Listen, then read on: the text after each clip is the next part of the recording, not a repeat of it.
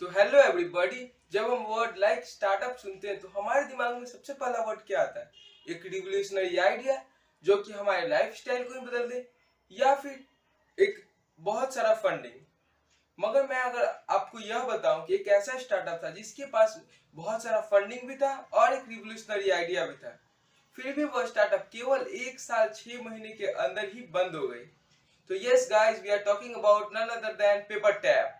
सो paper tap की शुरुआत IIM के दो एलुमनाई नवनीत सिंह और मिलिंद शर्मा के द्वारा किया गया था इन 2014, जिनका एम था कि कपल्स, न्यूक्लियर फैमिली, बैचलर्स और मासेस को ऑनलाइन ग्रोसरी प्रोवाइड करा के और उनका ज्यादा से ज्यादा समय बचाया जाए ताकि वह अपनी फैमिली के साथ ज्यादा से ज्यादा टाइम स्पेंड कर पाए।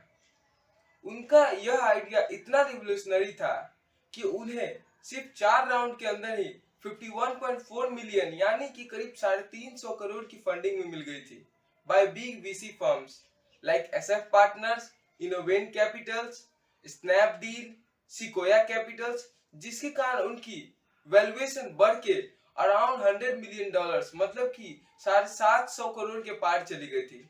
उस समय वो 17, तो आखिर इतनी सक्सेसफुल कंपनी आखिर डूब कैसे गई? तो इसे हम अगले चैप्टर में समझते हैं, जो कि है हाउ इट स्टार्टेड। तो पेपर टैप बेसिकली एक हाइपर लोकल डिलीवरी मॉडल पे काम करता था।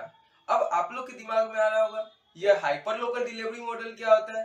तो बेसिकली इसे हम एक एग्जांपल से समझते हैं। जैसे कि हमें कभी आइसक्रीम खाने की इच्छा होती है और हम बाहर भी नहीं जाना चाहते, तो सिंपली अब हम जोमेटो या स्विगी पे ऑनलाइन ऑर्डर कर लेते हैं और वो कुछ समय में हमें आ भी जाता है। एज अ कस्टमर हम उससे सेटिस्फाई हो जाते हैं और जो वेंडर होता है उसका सामान भी दी जाता है तो वो भी खुश रहता है और थोड़ा कमीशन लेके जोमेटो और स्विगी भी खुश रहते हैं।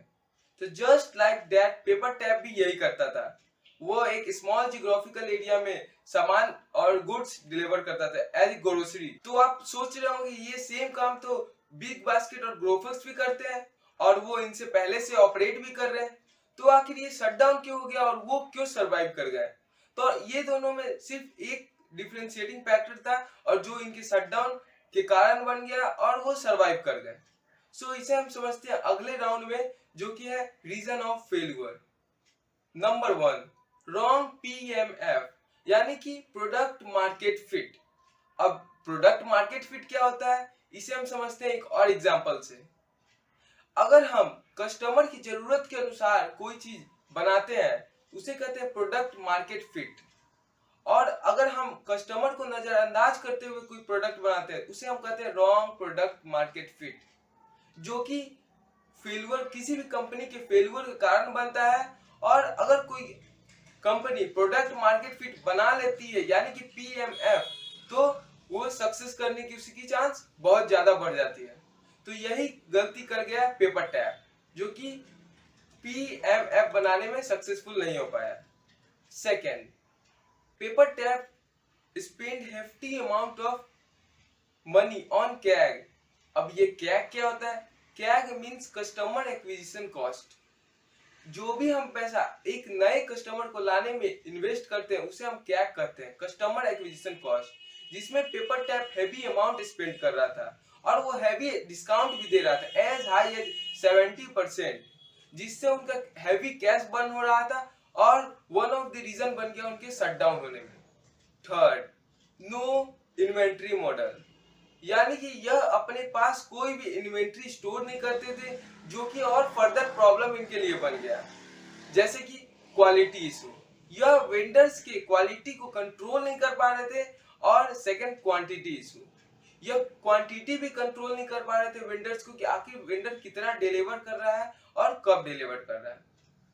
फोर्थ, नो कॉम्पिटिटिव एडवांटेज, इसका मतलब ये भी वही काम कर रहे थे जो ग्रोफर्स और बिग बास्केट कर रहे थे, और इनका कस्टमर सेटिस्फेक्शन भी उतना अच्छा नहीं था क्योंकि यह अपने कंट्रोल नहीं कर पा रहे थे क्वालिटी को। सो इनके कस्टमर इनको छोड़ के जाने लगे जब ये डिस्काउंट नहीं दे पाए क्योंकि इनके हैवी कैश बर्न हो गया था।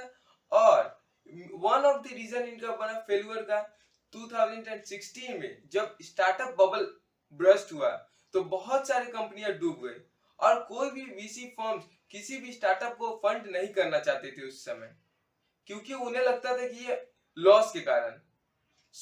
ये भी वो उनमें से एक कंपनी थी जिनको फंड नहीं मिल पाया 2016 में और इन्हें शट डाउन करना पड़ा। यही थी पेपर टैप की राइज एंड फॉल की स्टोरी और फेलियर की स्टोरी।